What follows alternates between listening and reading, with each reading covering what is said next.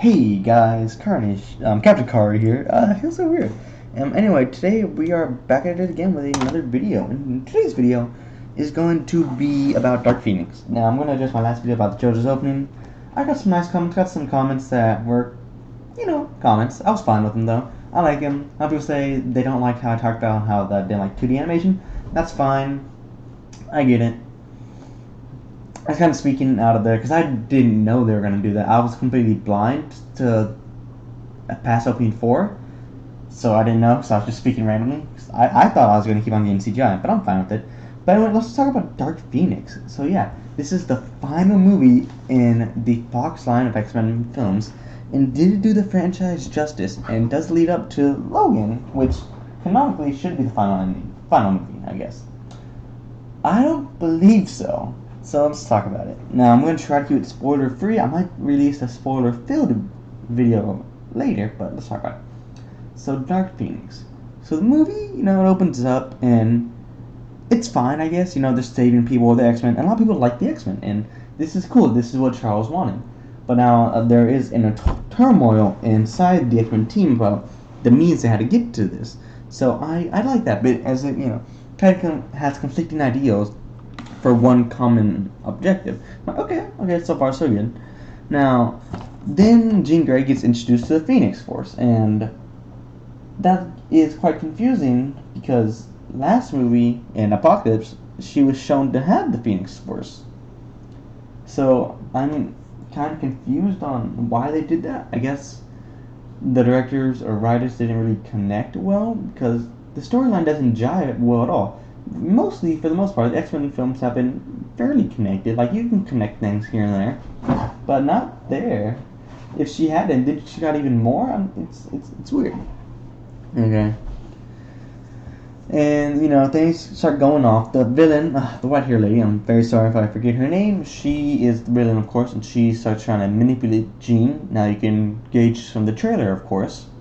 So, I don't think I'm spoiling anything. And then they try to stop Jean from being manipulated, and this is not a spoiler, this was explicitly revealed in the trailer, easily, unless you didn't watch the trailer. Mystique dies, okay, and it's actually quite, it's a little bit gory. I didn't expect them to show the body, but they do. And then everyone starts getting mad, and they keep getting mad, and Charles is just drinking himself to sleep, and I think it's quite humorous. And yeah, so they eventually beat the bad guys, blah blah blah, leads into Logan, blah blah blah. And the movie's not good. However, the action scenes are pretty good. The set pieces and costume design is quite stellar, and I do enjoy the score for the most part. Overall, I have to give this movie a 4 to 10. And here's where I'm going to stop the video for you guys who have not seen the movie, and now I'm going to start spoiling the movie. So the movie is not good, okay? The way Jean Grey gets her powers, she should have died. Nightcrawler and Quicksilver should have died, as they just go into open space and they don't die. So obviously, that's realism is just thrown out the window. Like X-Men movies, they like coming from Logan, which had so much realism, it just goes away.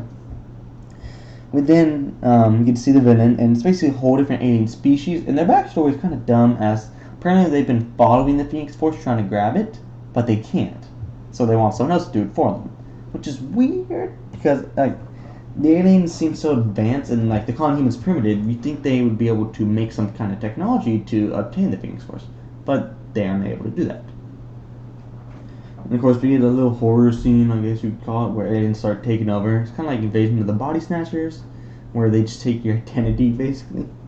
It's weird. Jean Grey, in the meanwhile, is popping off, and she's going crazy because of the power, so Charles uses Cerebro to try to get into her head. Of course, this doesn't work, and Jean Grey finds out that her dad is alive. Now, the opening of the movie showed that Jean Grey, her dad, and her mom got in a car crash because Jean Grey used her powers to make her mom crash by accident. And she goes to her dad, and her dad seems quite shocked, and so he tells, so Jean Grey's reading his mind, and he's like, okay, fine, read my mind and see what you get. And so she reads his mind, and she finds out that he survived, but he couldn't deal with her. So he told Charles to take Jean Grey away from him. So, because he's not able to do it. And Charles said, okay, I'll do it. I got you, bro. And so, yeah, her dad didn't want her. And so she gets mad, and that's when all the X-Men show up. And the X-Men try their best to calm down Jean. Scott tries, Jean's like, nope. Everyone starts trying to fight her. Quicksilver gets critically injured. He gets thrown out the whole movie, which sucks because I liked Quicksilver. Everyone else is just quickly thrown aside. Beast has like a taser, but before he can use it, Mystique says, Charles, let me do this or whatever. And so Charles freezes everyone but Mystique, himself, and Jean because he can't control Jean anymore. And so she tries to talk to Jean, and Jean throws her against one of the broken buildings in the fight, and she gets impaled, and she dies. And so Beast freaks out, and he says it's Charles' fault. Now there is a good moment where I feel for Charles, because he says, like, how you gonna yell at me when I just had to bury my foster sister? I'm like, hey, bro, that hurts, dude. That hits hard. And yeah, but that's really the only thing that Professor X does of worth in this movie. Jean Grey then is continually being manipulated, but before that, she goes to Magneto's island, where she's like, hey, help me out. How do I stop killing people? He's like, okay, sure, I'll help you, but whose blood's on your shirt? She's like, that's not what I came to tell you. Can you tell me what's up? He's like, no. He's like, Miday's here. So Jean Grey starts freaking out about the military, I guess, and she goes crazy once more, and kind of like destroys the helicopter, and she starts lifting the helicopter in the sky to like destroy it with all the people in it. And so Magneto tries to stop it, but she's like beyond his power. So he yells and then you get in the helicopter, and then he just throws them away. So it was hard for Magneto to control. No. So Jean Grey has more power over like moving things with the mind than Magneto does over magnetism. So that's cool. You also see Magneto fly without any metal on him. So like he can't do that. He needs something to stand on. It's whatever. Okay. So then Beast shows up and. Magneto's like, hey, where's Raven? What does she think about this? Beast's like, ooh, you don't know? He's like, no, what? Raven died. Jean Grey killed her. He's like, dang. Alright, bro, let's go kill her. And they go to kill Jean Grey. And so a dreadlocks dude, a girl who I guess had mind powers, but it's not developed at all. Magneto and Beast go to kill Jean Grey. Cyclops, Nightcrawler, Storm, and Charles go to stop them. And they had a big old fight. And Magneto goes into the building that Jean Grey and the aliens are. He's like, I've come here to kill you. And she's like, no. She rips apart his helmet, which is insane, because that helmet's been here since first class, so that's 8 years. I guess it was here in the original trilogy, but we're talking about this timeline. And she knocks him out. She stabs the helmet parts in him and knocks him out. And so then the alien starts taking the power, and Charles realizes, like, oh wait, the alien's gonna try to kill us all. So without an over, Scott runs in and shoots the alien, so she does not absorb all the power, but she absorbs some of it. And all the X-Men are taken on the train, and they go into a containment site. Now at that time, all the aliens, and it's not many of them, it's maybe like 50, they all come and jump on the train that all the X-Men are being transported by. And they start rushing in, and the X-Men get released, and they start fighting. They're holding them off, basically. Some of Magneto's guys die, but no one cared about them, because they're Magneto's guys. They don't even, they barely have names. Nightcrawler gets a pretty cool scene where he gets to fighting or whatever. And then the Queen shows up, or the aliens or whatever, who absorbs some of the Phoenix power, and she's just walking through the X-Men. She one hits Beast, Storm, Nightcrawler, and she goes up to Magneto, and there's a really cool shot where Magneto's just shooting guns at her. Of course, that was shown in the trailer, but many people must have thought that was against Jean Grey. But he's just unloading clip after clip after clip, and she's fine. Knocks him out, kills him, she knocks Cyclops out, and then Jean Grey wakes up, and she's like, okay, that's cool. She takes everybody to a different site. People start pushing Jean Grey, she kills them all, and the lady comes to fight Jean Grey. And she kills the lady, all the X-Men are fine, and they renamed the Charles Xavier School to the Jean Grey School, as Jean Grey became the Phoenix Force and just flies in the sky now. No one knows where she is. And Beast became headmaster of the school. Charles is now friends with Eric, just chilling.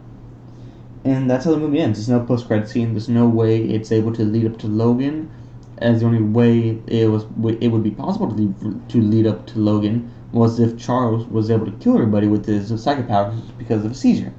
But that does not happen. So I'm actually quite confused how it leads up to Logan. Once again, this is just a thing where the directors and writers didn't really convene, I believe, and the story is just all muddled, and that's really dumb. But I mean, I don't despise the movie as much as some people do, because the score and action scenes were okay. The character designs, the costume designs, they were cool, and I liked them a lot. But then again, it's so weird how it ends, and it has to lead up to Logan. And then we see Quicksilver again. It's a happy ending, Everyone's happy. Everyone's having a good time. Charles and Eric are playing chess. But how does this lead up to Logan? That's what I'm confused. I'm like, okay, maybe there's an end credit scene. So I'll look it up after the movie is over.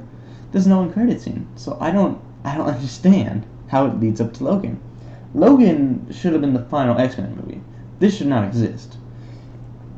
Or at the very least, swap Logan's release date and this movie's release date to where Logan was the last movie to be released. Sure, you can have your Deadpool. Those basically don't matter to the timeline, even though they do occur in the same universe. But this is what we're getting. This is the final X-Men movie from Fox. We're ever going to see.